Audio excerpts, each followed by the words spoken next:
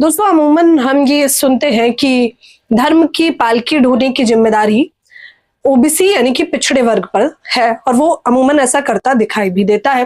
और मुख्य तौर पर पिछड़े में भी यादव बिरादरी को टारगेट करके अमूमन ये कहा जाता है कि ये लोग तो केवल धर्म की पालकी ढोते हैं। अगर ये लोग अम्बेडकरवादी हो जाए तो सुपड़ा साफ हो जाएगा मनुवादियों का। ये बात हम लगातार सुनते रहे हैं, लेकिन बिहार की राजधानी पटना में एक बार फिर से यादव समाज ने परचम लहरा दिया है।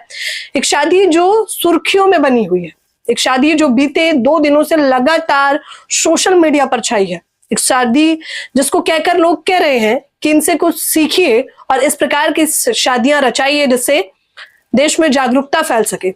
ये दोनों दंपति जो इस समय वायरल हैं, दोनों ही एसडीएम अधिकारी हैं, यानी कि बड़े पद पर चयनित है। अनंत यादव आपको इस तरफ दिखाई दे रहे होंगे और दूसरी तरफ उनकी पत्नी शिखा यादव। हालांकि लड़का जो अनंत यादव है वो IITN और अनुमंडल कल्याण पदाधिकारी हैं। फिलहाल में ये लड़की पंचायती राज पदाधिकारी हैं। दोनों ही अव्वल दर्जे पर पदाधिकारी हैं। इनकी तस्वीरें देखिए, अब आप ध्यान से देखिए। एक तस्वीर में इन्होंने संविधान की किताब ले रखी है, यानी कि इनकी शादी जो की गई है पटना में, अनोखी शादी, इस प्रकार की खबरें चल रही हैं। इनकी शादी में ना फेरे हुए हैं, ना पंडित आए हैं, ना मंत्र पढ़े गए हैं और ना ही दहेज लिया गया है। इस शादी में केवल और केवल संविधान की शपथ ली गई है और संविधान को साक्षी मानते हुए इन लोगों ने, दोनों ही दंपति ने जो है सोशल मीडिया पर इंटरव्यूज भी दिए हैं, जिसमें ये कहते हैं कि हमें पता है कि हम दोनों ही ओबीसी और पिछड़े वर्ग से आते हैं।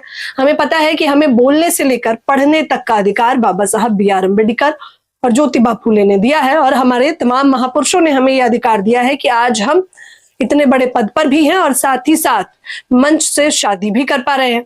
और इसी वजह से हम दोनों ने ये निर्धारित किया कि हम ना पंडित बुलाएंगे, ना मंत्र और ना ही फेरे करेंगे। हम संविधान को साक्षी मानकर शादी करेंगे।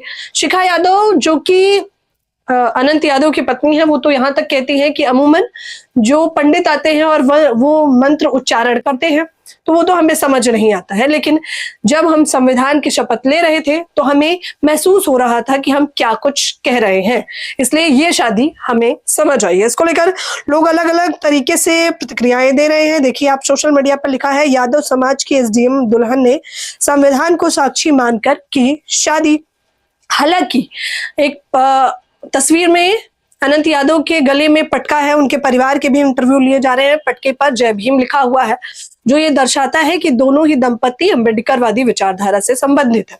इसमें कोई दो राय नहीं। हालांकि ये पहली ऐसी शादी नहीं हुई है दोस्तों, इससे पहले भी तमाम ऐसी शादी हुई हैं। जैसे हिमाचल प्रदेश में 26 अक्टूबर 2025 को सुनील कुमार ने ऋतु और विनोद कुमार ने रीना वर्मा से संविधान को साक्षी मानकर की शादी। ये पहली तस्वीर। अब दूसरी तस्वीर में देखिए कि किस प्रकार से एक और दंपति जो जज है, नवंबर 2026 में राजस्थान के जब जस्टिस हेमंत मेहरा और जज जस्टिस करीना काला ने की थी अनोखी शादी। ये दोनों शादियां भी संवैधानिक दायरे में रहकर हुई थी और संविधान के साक्षी मानकर ही शादी की गई थी।